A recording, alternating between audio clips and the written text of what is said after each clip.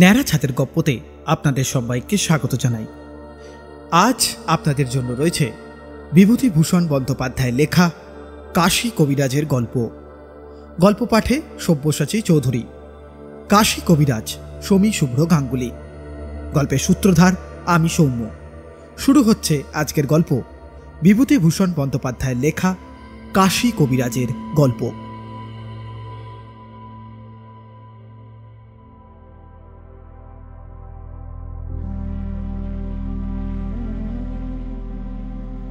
আমার উঠোন দিয়ে রোজ কাশী কবিরাজ একটা ছোট ব্যাগ হাতে কোথায় যেন যায়।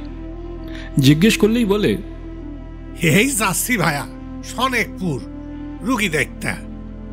একদিন বললে, এই নৈহাটি যাচ্ছি রুগী দেখতে, সেইখান থেকে একবার শ্যামনগর যাওয়া লাগবো। সেখানে বুঝি আপনার রুগী আছে? আর বলো না ভাইয়া, সব জায়গায়। কলকাতায় মাসে 2 বার জাতি হয়। আমার হাসি পায়। কাশী কবিরাজ আমাদের গ্রামে বছরখানেক আগে পাকিস্তান থেকে এসে বাসা করেছে। জঙ্গলের মধ্যে একখানা দোচালা ঘর, আম গাছের ডালপালাতে ঢাকা। দিনে সূর্যের আলো প্রবেশ করে না। ছেঁড়া কাপড় পরে কাশী কবিরাজের বউকে ধান সেদ্ধ করতে দেখেছি আমি। এত যদি পসার, তবে এমন অবস্থা কেন? একদিন আষাঢ় মাসের মাঝামাঝি আকাশে ঘন মেঘ এসে জমল। বৃষ্টি আসে আসে। কাশী কবিরাজ দেখি আমার উঠোন দিয়ে হনহন করে চলেছে ব্যাগ হাতে করে। ডেকে বললাম, ও কবিরাজ মশাই, ও কবিরাজ মশাই, হ্যাঁ শুনুন শুনুন শুনুন, কোথায় চললেন? বৃষ্টি আসছে তো। কাশী কবিরাজ আমার চণ্ডী মণ্ডপে এসে উঠে বসল। বললে, এই একটু রানাঘাট যাইতেছিলাম এই ট্রেনে। রুগী ছিল যে। কে রুগী? একজন মাদ্রাজি, পা ফুইলা ঢোল হয়ে গেছে। সব ডাক্তার জবাব দিয়ে দিয়েছে। 3 বার কইরা এক্সরে করতে গেল। আমি অবশ্যই বইলা দিছি, ওইসব এক্সরে আমার লাগবো না, আমার মুখই এক্সরা। আমার হাসি পেল।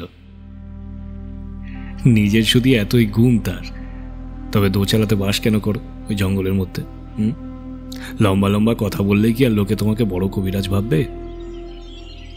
মুখে বললাম, একটু চা খান দাদা। বলছো তা খাওয়াও ভাই। এই রে বৃষ্টি আইসা পড়লো দেখতেছি, তাই বৈশাই যাই। আপনার পসার তাহলে বেশ বেড়েছে। আর বাড়বে কি ভাইয়া, বরাবর আছে। শোনো ভাইয়া, আমি হইলাম গিয়া তান্ত্রিক কবরেজ, যা কেউ সারাতে পারবে না তা আমি সারায় দিব। বলেন কি? আরে এই জন্যই তো আমার পসার ভাইয়া, শুধু ঝাড়ানো কাড়ানো আর ঝাড়িয়ে রোগ সারিয়েছেন? আরে পাগল কয় কি, বড় বড় রোগ ঝাড়িয়ে সারাইছি। বটে। তোমরা ইংরেজি লেখাপড়া করো কিনা, সমস্ত অবিশ্বাস করো, জানি জানি। ভূত মানো? এই রে, ঝাড়ফুঁক থেকে এবারে ভূত প্রেতে এসে পৌঁছলো। কাশীনাথ কবিরাজ অনেক কিছু জানে দেখছি। আমি বললাম, যদি বলি যে আমি মানি নে? তা তো বল ভাই। শোনো ভাইয়া, এই ইংরেজি পড়াতে না তোমাদের ইহকালও গেছে, পরকালও গেছে। এই রাগ করো না ভাইয়া, যাহা সত্যি তাহাই কইলাম। বলছি, চা এসেছে? তাহলে এটা গল্প বলি, শোনো, আমার নিজের চোখে দেখা। খুব বৃষ্টি এসে পড়ল, চারিদিক অন্ধকার হয়ে এলো। কাশীনাথ কবিরাজ তার গল্প আরম্ভ করল বলতে। কাশীনাথ কবিরাজ তান্ত্রিক মতে চিকিৎসা করে বলে অনেক দূর দূর থেকে তার ডাক আসে। আজ থেকে বছর 10 আগে হরিহরপুরের জমিদার শিবচন্দ্র মুখুজ্জের বাড়ি থেকে তার ছেলের চিকিৎসার জন্য কাশীনাথের ডাক এলো। আমি বললাম, আগে কখনো সেখানে গিয়েছিলেন আপনি? না। নাম জানতেন? খুব। আমাদের অদেশে হরিহরপুরের জমিদারের নাম খুব প্রসিদ্ধ। তারপর যখন গিয়ে পৌঁছলেন তখন বেলা কত? এই ধইরা নাও সন্ধ্যার কিছু আগে। তারপর শোনো, কাশীনাথ ওদের বাড়ি দেখে অবাক হয়ে গেল। সেকেলে নামকরা জমিদার, মস্ত বড় দেউড়ি, 2-3 মহলা বাড়ি, দেউড়ির পাশে বৈঠকখানা ঘর, আর তার পাশে একটা বড় বারান্দা, ওদিকে ঠাকুর দালান, বাইরে রাসমঞ্চ আর দোলমঞ্চ। তবে এ সবই ভগ্নপ্রায়, পূর্বের সমৃদ্ধি ঘোষণা করে দাঁড়িয়ে রয়েছে মাত্র। বড় বড় বট, অশ্বত্থের গাছ গজিয়েছে বাড়ির গায়ে। মন্দিরের চূড়োর ফাটলে বন্য শালিকের গর্ত, কাঠবিড়ালির বাসা, সামনে বড় একটা আধমজা দিঘি পানায় ভর্তি। সন্ধ্যার কিছু আগে সেই মস্ত বড় পুরনো ভাঙা বাড়ি দেখে কাশীনাথের মনে কেমন এক অপূর্ব ভাব হলো। আমি বললাম, কি ভাব? সে তোমারে ঠিক বোঝাইয়া কইতে পারুম না। ভয়ও না, আবার ঠিক আনন্দও না। কেমন যেন মনে হইল এ বড্ড অপয়া বাড়ি। এ ভিটিতে পা না দেওয়াই আমার পক্ষে ভালো। তোমার হবে কিনা জানি না, কিন্তু আমার বাপু এমনি হয়। অন্য কোথাও হয়েছে? আরো বার দুয়েক হইছে, কিন্তু সে কথা এখন আর আনবার দরকার নাই। তারপর বলি, শোনো না। তারপর কাশী কবিরাজ সেখানে গিয়ে রোগী দেখল। 10 বছর বয়সের একটি ছেলের টাইফয়েড জ্বর, খুব সংকটাপন্ন অবস্থা। কাশী কবিরাজ গিয়ে তান্ত্রিক প্রণালীতে ঝাড়ফুঁক করে শেকড় বাকড়ের ওষুধ বেটে খাওয়ালো তাকে। রোগী কিঞ্চিত সুস্থ হয়ে উঠল। অনেক রাত্রে কাশী খাওয়া দাওয়া সেরে দেউড়ির পাশে বৈঠকখানা ঘরে এসে দেখল সেখানে তার জন্য শয্যা প্রস্তুত, উৎকৃষ্ট শয্যা। দামি নেটের মশারি, কাঁসার গেলাসে জল ঢাকা আছে, ডিবের বাটিতে পান আছে, সব ব্যবস্থা অতি পরিপাটি। আমি বললাম, বড় লোকের বাড়ির বন্দোবস্ত, তাই না? হাজার হোক, বনেদি ঘর তো। আর যতই অবস্থা খারাপ হোক না কেন, পুরনো চাল চলন আর যাবে কোথায়? তারপর কাশী কবিরাজ বেশিক্ষণ শোয়নি। এমন সময় সে দেখল যে ঘোমটা পড়া একটি বউ হনহন করে মাঠের দিক থেকে এসে দেউড়ির মধ্যে দিয়ে জমিদার বাড়িতে ঢুকছে। কাশী খুব আশ্চর্য হয়ে গেল তাই দেখে। এত রাত্রে বাইরের মাঠ থেকে এসে বাড়ির ভেতরে ঢুকলো কে? ভদ্রলোকের ঘরের সুন্দরী বউ বলেই তো মনে হলো, মানে যতটুকু দেখেছে তা থেকে। সে যাক, সে এসেছে কবিরাজি করতে, অত শত খোঁজে তার কি দরকার? যে যা ভালো বোঝে করুককে। আমি বললাম, রাত তখন কত? রাত এই ধরো 1টার কম নয়, বরং বেশি হইব।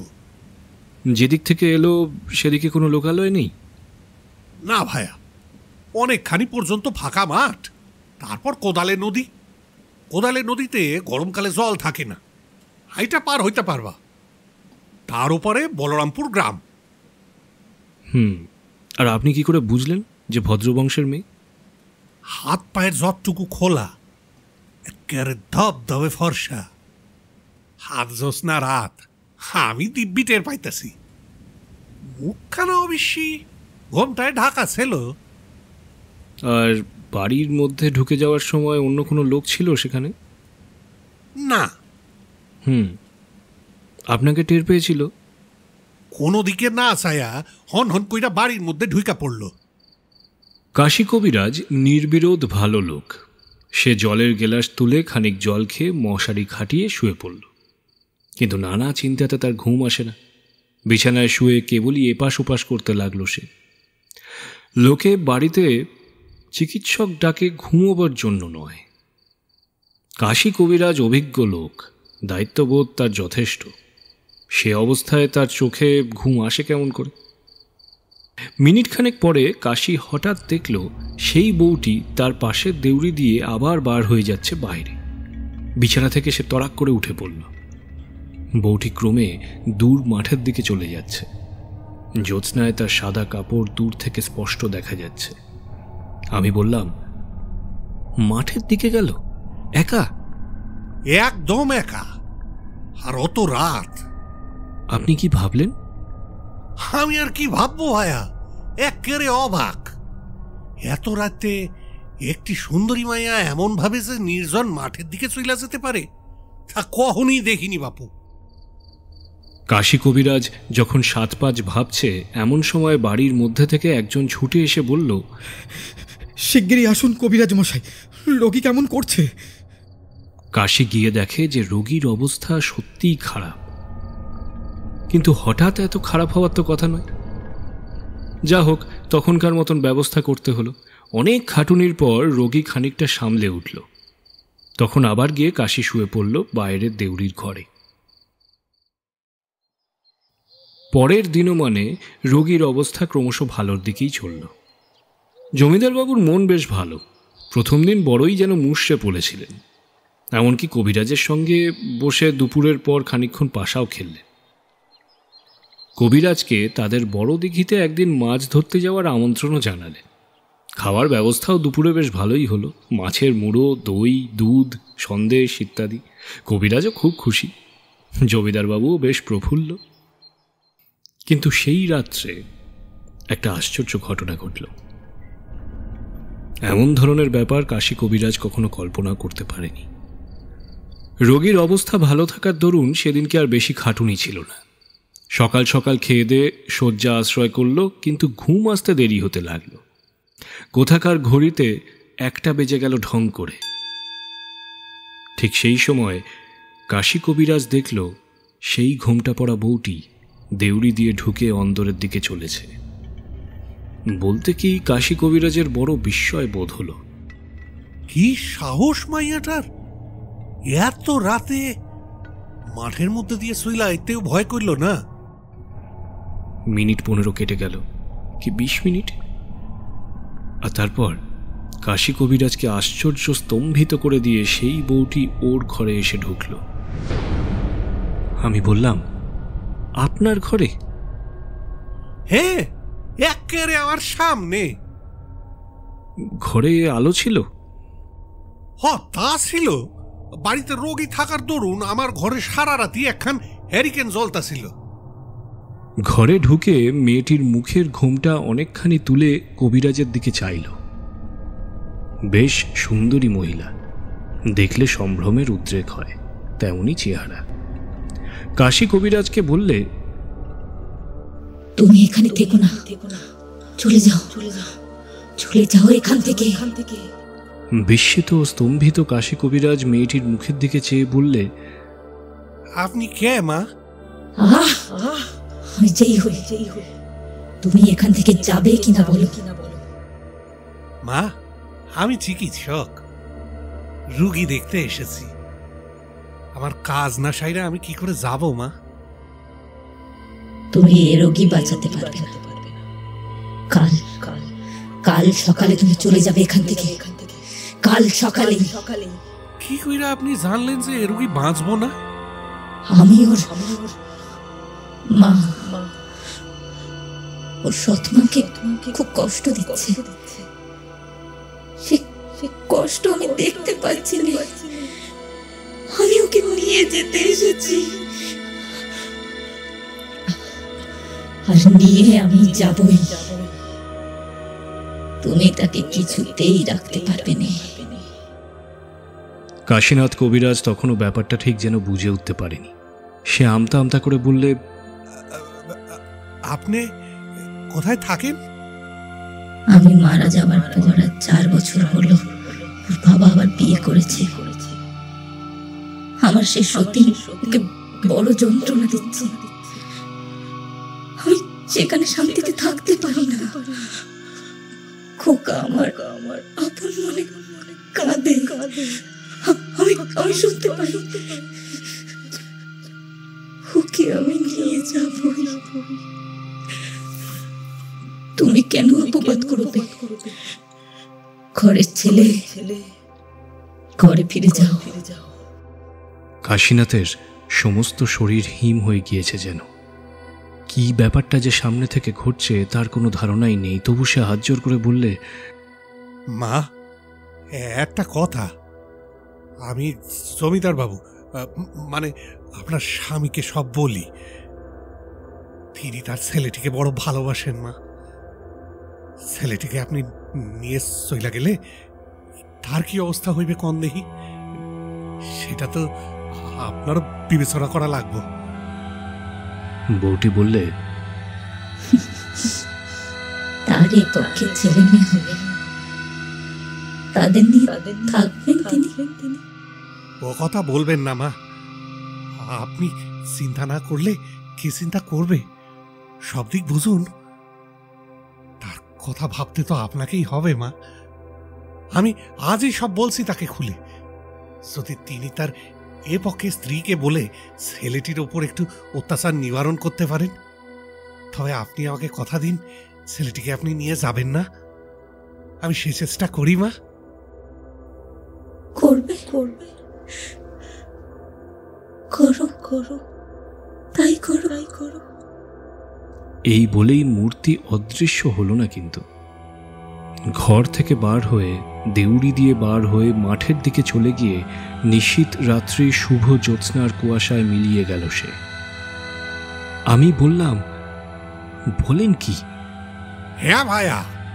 আচ্ছা, এই মূর্তির কোনো অংশই কি অস্পষ্ট নয়? দিব্যি মানুষের মতো, কোনো অস্বাভাবিক কিছু নাই কোথাও। কথাবার্তা বললাম, আমার কোনো ভয় হইল না তেমন। একজন ভদ্রমহিলার সঙ্গে কথা বলছি তেমনই মনে হইল। মূর্তিটি অদৃশ্য হওয়ার খানিক পরই বাড়ির ভেতর থেকে কাশিকে ডাকতে এলো। রোগীর অবস্থা নাকি খুব খারাপ, অথচ সমস্ত দিন এতটাই ভালো ছিল সে। তখনকার মতন সুব্যবস্থা করে ভোরের দিকে কাশী কবিরাজ জমিদার বাবুকে বললে, জমিদার বাবু, আপনার লগে আমার একটু কথা আছে, বাইরে চলেন। আমি বললাম, বাইরে এসে আপনি সব কথা বললেন নাকি? আগে হ্যাঁ, গোড়া থেকে বললাম। এই যে আপনি যেখানে দাঁড়িয়ে আছেন, আপনার প্রথম পক্ষের স্ত্রী কিছুক্ষণ আগে সেইখানেই দাঁড়াইছিলেন। তিনি বিশ্বাস করলেন? কেঁদে ফেললেন, বললেন,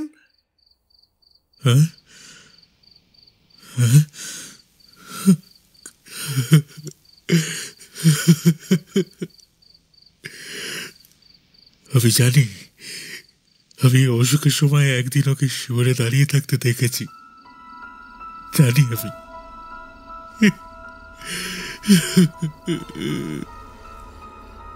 তার পরের ইতিহাস খুব সংক্ষিপ্ত।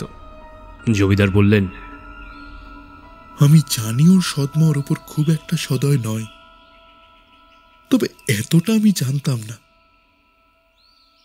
আমি কথা দিচ্ছি, খোকা সেরে উঠলে ওর মামার বাড়িতে রেখেই আমি ওকে লেখাপড়া শেখাবো। এই সংসারে আমি আর ওকে আনবো না, আর আমার এই স্ত্রীকেও আমি শাসন করছি। আপনি তাকে জানাবেন কবিরাজ মশাই। রাত ভোর হয়ে এলো। রোগীর অবস্থা ক্রমশ ভালো হয়ে উঠতে লাগল। 11 দিনের পর কাশী কবিরাজ পথ্য দিলেন তার রোগীকে। আমি বললাম, ওর মাকে আর দেখেননি? আসেননি তিনি আপনার কাছে? কাশী কবিরাজ বললেন, না।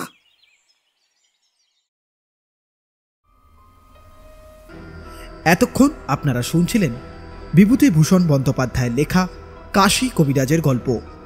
গল্প পাঠে সব্যসাচী চৌধুরী, কাশী কবিরাজ সমী শুভ্র গাঙ্গুলি, মহিলা সুকন্যা ব্যানার্জি, জমিদার অরিজিৎ রয় চৌধুরী, চাকর এবং গল্পের সূত্রধার আমি সৌম্য।